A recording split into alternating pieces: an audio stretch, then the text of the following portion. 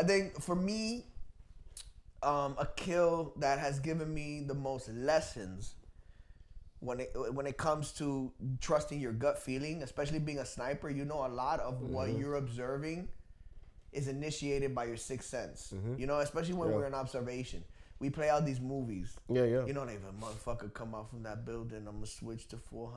I'm gonna drop that motherfucker. You like, you play that shit out. You know, that's how you could be engaged for 2-3 hours observing. Like, I play out situations, and then that way, so when it does happen, you kind of like condition yourself to that. Like, oh, this motherfucker is coming out. Okay, you know what I mean? Like, you do your thing. Hold over your range card. Because but you also have a sixth feeling, for some of you, a sixth sense when you know some shit is shady.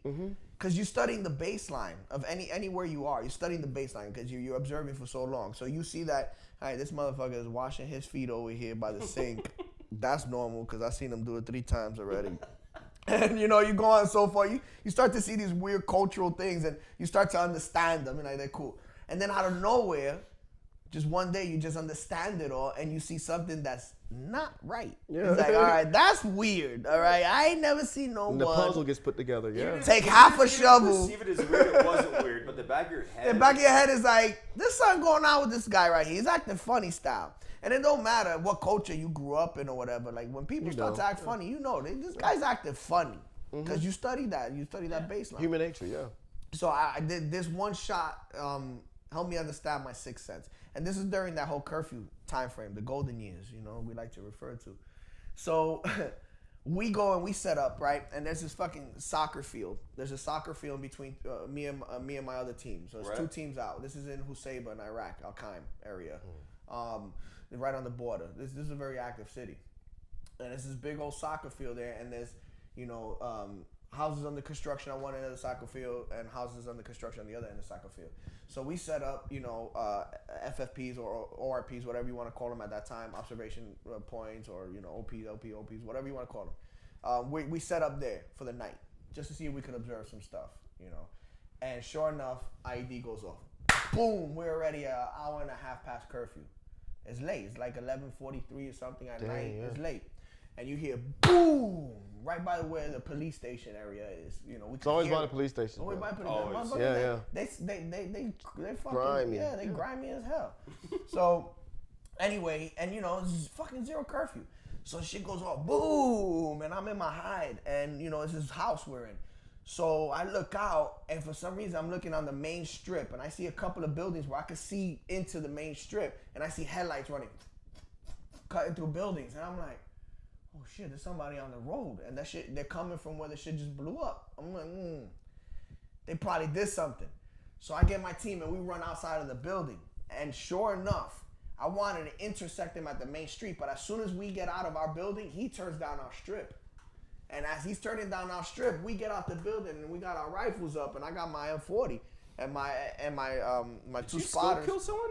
Check it out. Quick shot. Oh, yes, I did. I did actually. So you know, my 2 guys come out with their M4s, and he just burns right past us. A white little Toyota looking car, boom, burns right past. I get on the radio and I call my other Sierra 2. I call my other sniper team.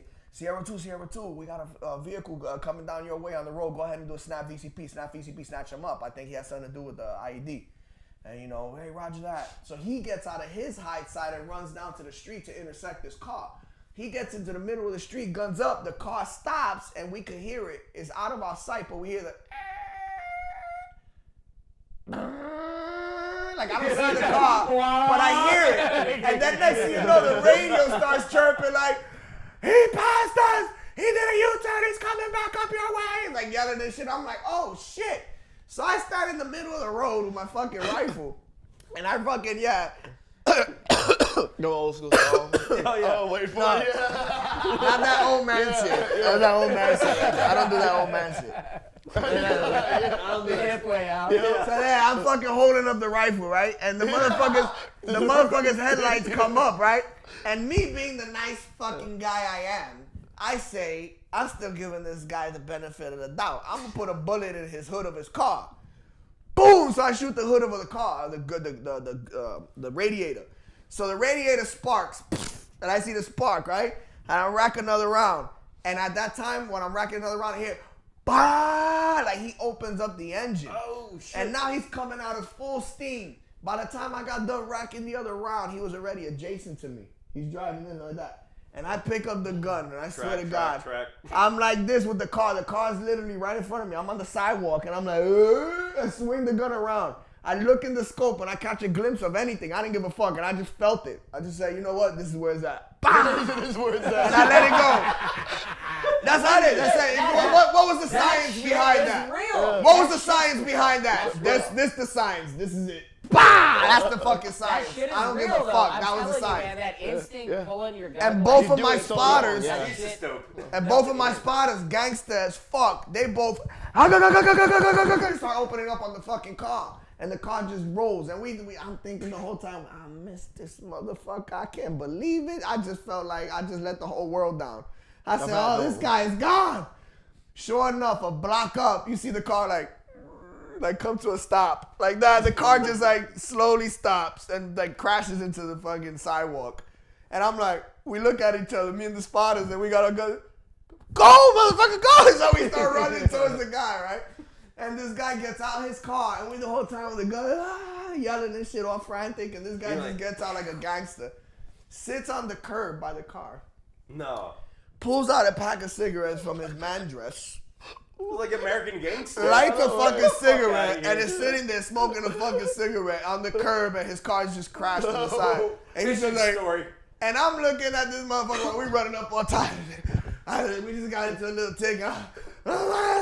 Put that cigarette out, motherfucker. Now I know why cops don't like people to smoke. It's not because it got anything to do with the investigation or nothing. Like, nigga, I'm tired. I almost killed you. Don't fucking disrespect me. Put that cigarette out before I shoot you in your face. That's what I wanted to say to him. Put that cigarette out, motherfucker. Anyway, so I run up to him, and he's smoking there. And as soon as we get there, the first thing he goes, don't shoot. Don't shoot, please. I have daughters. Don't kill me, please. He sounds just like that. And I said, it didn't even hit me. It didn't even hit me. I said, this motherfucker speak good English. But it didn't hit me. I was like, I was commenting, all right, motherfucker, don't move. You know what I'm saying? Don't worry about it. Talking back to him, yeah. So I run up to the guy, right? And we're looking at the car, and I got my gun on him, and I got to radio this shit in now. Oh, man. I just shot a motherfucker. God. Oh, he was hit? Hold on.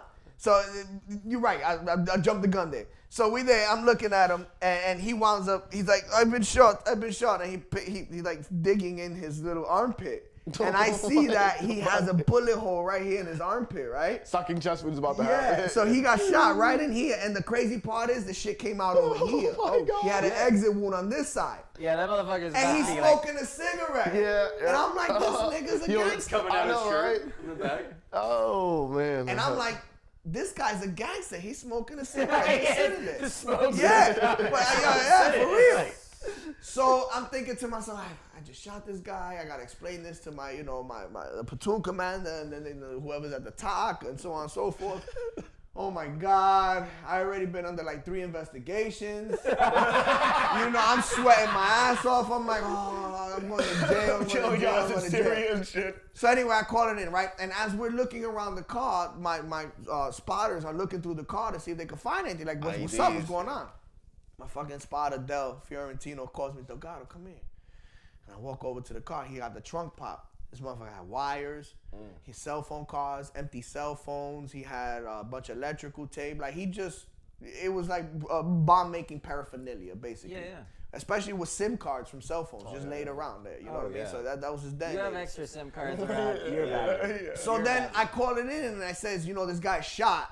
Can we get a medic over here? Because I didn't want to just let the guy die. He's still alive, chilling, smoking a cigarette. And what do we do? Like, bye. No, something hasn't happened here. What's going on? So they deny me the fucking medevac for this guy. They're like, just leave him there. Come on. They wanted me to just leave him there after I shot him in the fucking lungs. And just, Wow, bro. Yeah, so I was like, I don't know. Whatever. I didn't answer them. There was a hospital a couple blocks away, a civilian hospital. And we took his car, threw him in his fucking car, and I packed my team in the car, and we drove him to the civilian hospital. Just 3 of us. We're running up in the civilian hospital. Everybody, listen up. We're going to take care of this guy right here. And everybody's like looking at us like, put your fucking guns down, dude. We're in the hospital. Come here, bring him in, And we thought we had to secure the compound. It's like impossible. So, we call it in and we say, we're here. I brought him to the hospital anyway. I'm not going to let this guy die. So I almost got in trouble for that. So I brought him in the hospital, and sure enough, a company plus showed up to the hospital, right? Locked down the entire area. Cat platoons locked down the entire area. They came in. My platoon commander comes in, and he looks at me with a little stern look, and he's like, you better pray this was a good shoot. And he walks right into the fucking, he walks right into the hospital, and I'm like, shit. So I'm like trying to act all cool and shit. Get to the rooftop. There's some security and shit going on over here. I'm like trying to play it off or whatever. And I'm shitting bricks. So it was like 6 hours, easy. 6-7 hours passed by. I'm shitting bricks.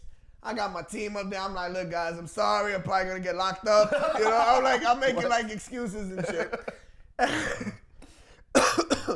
Long story short, a fucking helicopter comes in, CH-53 no less, comes in, lands in the courtyard of the hospital. They roll this guy out in a gurney, throw him onto a 53 and fly him off.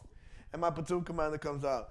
And I'm like, what the fuck was that about? I thought y'all didn't want to take care of him. They're like, oh yeah, we ran his aim. Turns out he got picked up last October in a weapons cache in the same town by the Army, 3rd ID. I was like, oh, so he fucked up? He goes, yeah, it was a clean shoot. And he kept walking. I was like, oh my God, thank you so much. So it turns out, while they were scanning the car, we saw where he got shot was the armpit.